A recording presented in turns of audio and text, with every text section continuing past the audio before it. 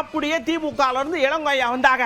அண்ணாச்சி ஜெயக்குமார் அண்ணாச்சி, நீங்க வாட்டுக்கு ஏதாவது சொல்லாதீங்க, என் பேரை லிஸ்ட்ல தேடி பார்த்தேன், அது எங்கேயோ போய் கிடக்கு, அம்பத்தூர் பக்கம் போய் கிடக்கு, அப்புறம் அதை பிறகு எடுத்து கொண்டாந்து வச்சிருக்கேன்.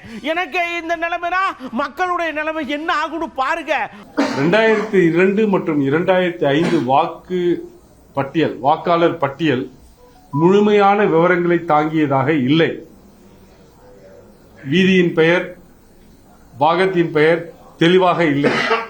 வாக்காளர் பெயர் மட்டுமே ஒரு பட்டியலாக கொடுக்கப்பட்டிருக்கு. ஒரு வாக்காளர் பட்டியலில் ஒரே பெயரையும் தாங்கினவர்கள் நிறைய பேர் இருப்பாங்க.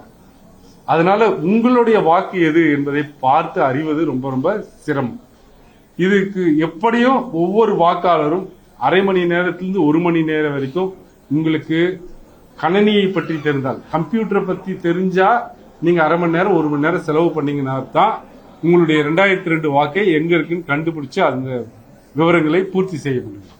அந்த விவரங்களை பூர்த்தி செய்யவில்லை என்றால் அல்லது தவறான விவரங்களை தந்தால் உங்கள் பெயர் வரைவு வாக்காளர் பட்டியலில் 7ஆம் தேதி வராது. அப்ப நீங்க புதிய வாக்காளராக உங்களை சேர்த்துக்கணும்.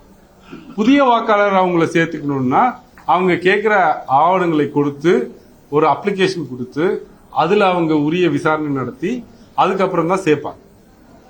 இவ்வளவு சிக்கல் நிறைந்தது இந்த வாக்காளர்.